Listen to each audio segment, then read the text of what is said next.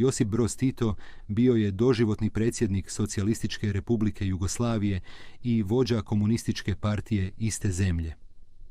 Ovaj osebujni lik bio je najmoćniji jugoslavenski državnik od 1944. godine, kada je nastala Republika Jugoslavija, do 1980. godine kada je riknuo u Ljubljani.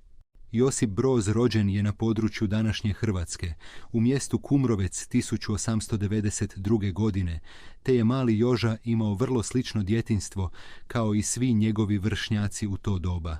Neki povjesničari smatraju Josipa Broza Tita najvažnijom povijesnom ličnošću s prostora bivše Jugoslavije, dok ga drugi smatraju diktatorom.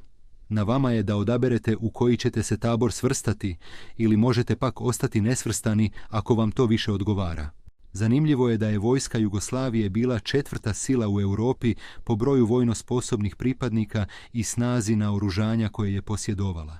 Zbog toga je Tito imao veliku moć, te su čelnici drugih država znali da nema zajebancije s njim. No, krenimo redom, pa se prisjetimo kako je mali Joža došao iz Kumrovca do velikih funkcija koje je kasnije obnašao u Beogradu.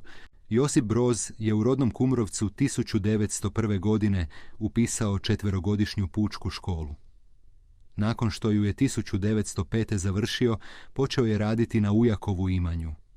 Međutim, košnja, kopanje zemlje te sadnja pšenice i krumpira nisu mu se dopali, pa je odlučio potražiti neko lakše zanimanje.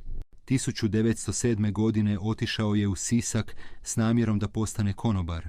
Međutim, na kraju je odlučio upisati šegrtsku školu te je učio za zanat bravara. 1910. godine završio je taj mehaničarski zanat i postao pomoćnik bravara. Nakon obučavanja zanata 2 je mjeseca radio u bravarskoj radnji u Zagrebu, a potom u tvornici metalne robe u Sloveniji. U bečkom Novom Mestu radio je u tvornici automobila Daimler, sve dok nije otišao u inozemstvo gdje je radio u Češkoj i Njemačkoj. 1913. Josip Broz otišao je u vojsku i u Prvom svjetskom ratu borio se na strani Austro-Ugarske monarhije. Ubrzo je shvatio da taj rat nema veze s njim, pa je tu ideju pokušao prenijeti i na svoje suborce. Zbog toga je najprije zatvoren, a zatim ponovno vraćen na bojišnicu. 1915. ranila ga je i zarobila ruska vojska. U njihovoj bolnici naučio je ruski jezik, te kad je ozdravio, iz Rusije je pobjegao u Finsku, te je nakon Oktobarske revolucije htio pristupiti Ruskoj komunističkoj partiji. Nakon služenja vojske u Prvom svjetskom ratu, Josip Broz Tito je ostao u Rusiji i tamo neko vrijeme radio kao mehaničar.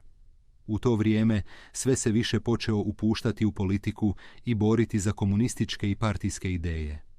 Nakon što se vratio u Zagreb 1920. postao je član Saveza komunista Jugoslavije. Međutim, da se dođe od običnog bravara do predsjednika, bio je još dug put pred njim. U to doba nitko nije naslućivao da će Josip Broz postati toliko bitna figura u povijesti.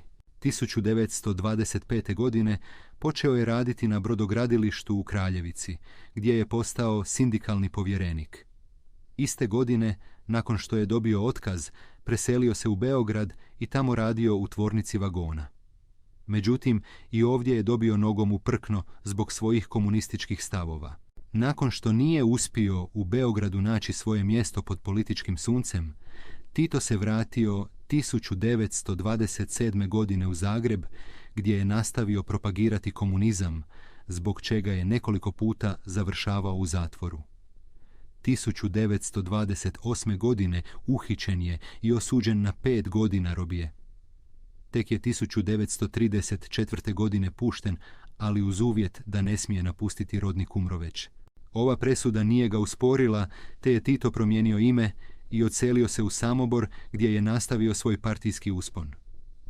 Broz je 1937. godine preuzeo vodstvo komunističke partije nakon likvidacije njenog posljednjeg generalnog sekretara, ali je tek 1939. službeno imenovan njenim sekretarom.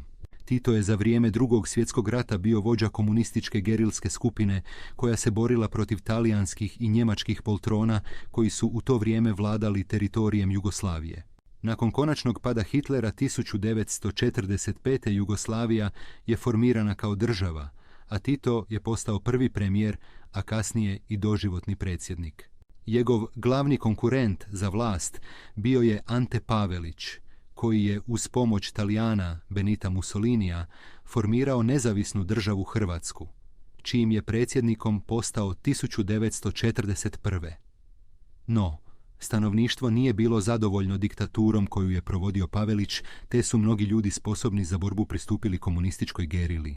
Josip Broz Tito je tih godina odabrao pravu stranu, te je zahvaljujući svojoj sposobnosti da okupi ljude oko sebe tijekom Drugog svjetskog rata postao čelnik Socijalističke Republike Jugoslavije, države kojom je vladao sljedećih 35 godina. Već se za vrijeme rata počeo smatrati velikim antifašističkim vođom, a nakon rata i priznatim državnikom. Tito je bio postavljen na najvažnijim državnim funkcijama, među kojima su bili predsjednik privremene vlade, vrhovni zapovjednik armije, te generalni sekretar partije. 1945. godine država je preimenovana u Federativnu narodnu republiku Jugoslaviju, a Tito je postao njen vođa. 1953. godine izabran je za predsjednika Republike, te je tu dužnost obnašao sve do svoje smrti. Bivša Jugoslavija obuhvaćala je teritorije država koje danas poznajemo kao Sloveniju, Hrvatsku, Bosnu i Hercegovinu, Srbiju, Crnu Goru, Kosovo i Sjevernu Makedoniju. Stoga, iako je Tito bio diktator, bio je iznimno cijenjen od strane čelnika drugih zemalja zbog geostrateškog položaja, u kojem je ovaj teritorij bio posljednja brana između Rusije i zapadnih zemalja. 1948. godine Jugoslavija je prekinula sve veze s Rusijom zbog nesuglasica između Josipa Broza Tita i Jozefa Staljina. Zbog te činjenice ova je zemlja postala privlačna i SAD-u, koji je u to vrijeme imao jake ratne tenzije s Rusima. Stoga ne čudi da je Josip Broz Tito jedan od rijetkih državnika koji je imao susrete s 3 različita predsjednika SAD-a. Bio je gost u Bijeloj kući pod Kennedyjem, Nixonom i Fordom tijekom njegove vladavine. Biti predsjednik Jugoslavije, koja je u to vrijeme imala oko 20 milijuna stanovnika, i čelnik zemlje, koja se nalazi na važnom geografskom i strateškom položaju tijekom hladnog rata, značilo je da su vas svi željeli imati kao saveznika, a ne kao neprijatelja. Josip Broz Tito formirao je i bio prvi predsjednik foruma zemalja koje je nazvao Pokret nesvrstanih, čije su članice bile zemlje koje se tijekom hladnog rata nisu izjašnjavale na čijoj su strani. Kao predsjednik Pokreta nesvrstanih, koji je okupljao 120 zemalja, bio je značajna osoba u ovom razdoblju u kojem su tenzije između Rusa i Amerikanaca bile vrlo visoke. 10 godina nakon smrti Josipa Broza Tita počeo je raspad Jugoslavije, a zemlja koja je nekada bila vojna sila raspala se na nekoliko manjih država, svaka sa po nekoliko milijuna stanovnika. Raspad nije tekao glatko, te početkom 90-ih Srbi i Hrvati ulaze u krvavi rat koji je odnio desetke tisuća ljudskih žrtava.